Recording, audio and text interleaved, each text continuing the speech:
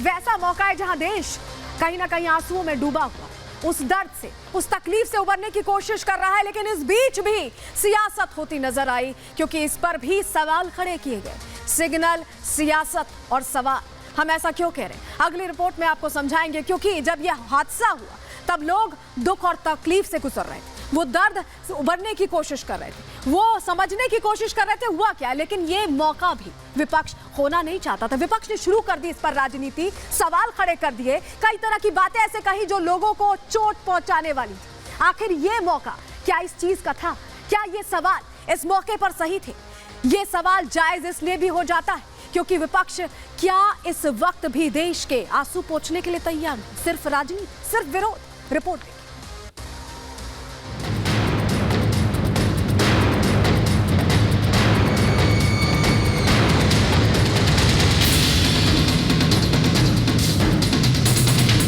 शुक्रवार की शाम सैकड़ों लोगों, कई परिवार वालों, पूरे देश के लिए दुख, मातम और झकझोर देने वाली तस्वीरें लेकर आए। सैकड़ों मौतें हुई, मालगाड़ी पर इंजन चढ़ गया, कई बोगियां पलट गए, कई कोच एक दूसरे पर चढ़ गए, कई डिब्बों के परखच्चे उड़ गए, पुर्जे दूर तक फैल गए। चारों तरफ 3 रेलगाड़ियों का मलबा बिखर गया। मौके पर रेस्क्यू ऑपरेशन जारी है।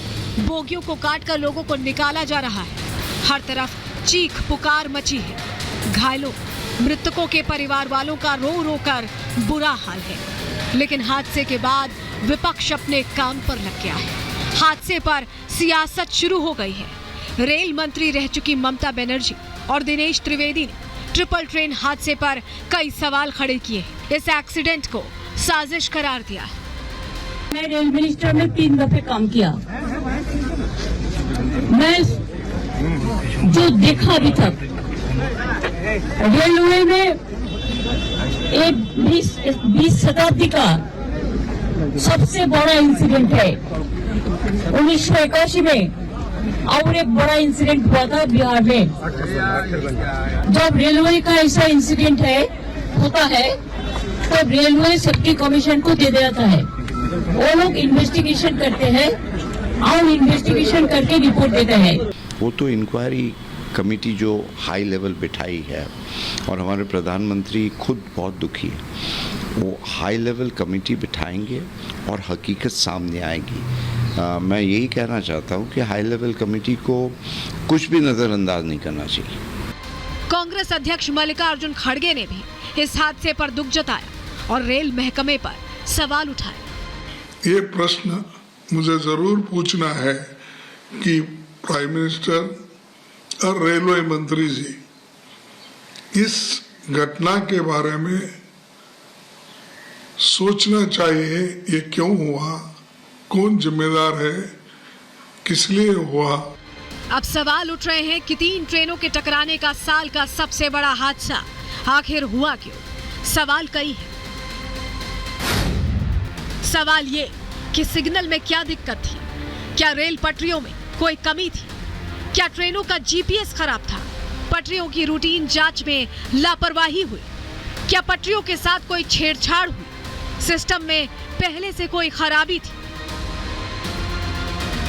ये वो सवाल हैं जिनकी पड़ताल की जा रही है। यह हादसा कैसे हुआ?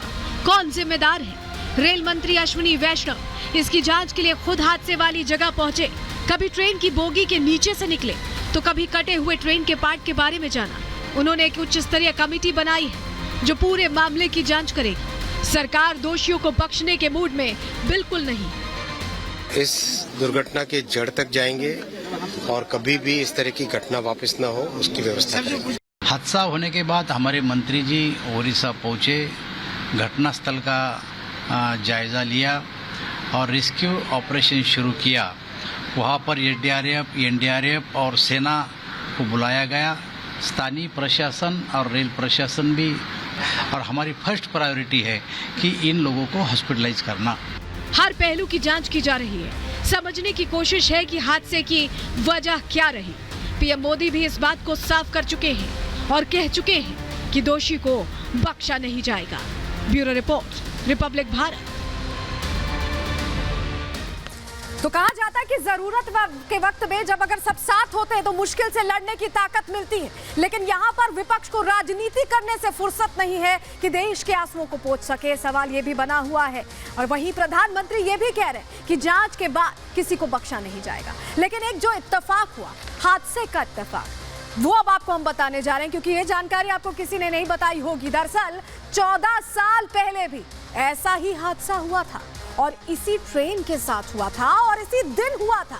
आपके सामने उससे जुड़ी तमाम जानकारी हम रखेंगे, क्योंकि 3 फरवरी 2009 वो दिन जब कोरोमंडल एक्सप्रेस पहले भी 14 साल पहले डिरेल हुई थी। कुछ इसी तरह की तस्वीरें आई थी। शुक्रवार का ही दिन था, वही शुक्रवार जो 2 जून को भी था। जैसे कोरोमंडल एक्सप्रेस शुक्रवार को 2 जून को डिरेल हुई, वैसे ही उस वक्त भी 2009 में डिरेल हुई थी। ओडिशा के जाजपुर में ट्रैक बदलते वक्त डिरेल हो गई थी, हादसे का शिकार हुई थी और उस वक्त भी मौतें हुई थी। बहुत सारे लोगों ने जानें गंवाई। उस वक्त भी यह हादसा ऐसे ही पेश आया था और कोरोमंडल एक्सप्रेस के साथ 14 साल बाद क्या प्रारब्ध दोहरा रहा है, उस चीज को ये सवाल बन रहा है, क्योंकि तब भी 13 बोगियां पटरी से उतर गई थी। ये 2009 का मामला, अब से 14 साल पहले ऐसी ही तस्वीर आई थी जब 13 बोगियां पटरी से उतर गई। लोग बदहवास अपनों को खोज रहे थे और तब 16 लोगों की जान गई थी और अब ये आंकड़ा कई गुना बढ़ गया। 14 साल बाद 288 लोगों की जान गई और 1000 से ज्यादा लोग घायल।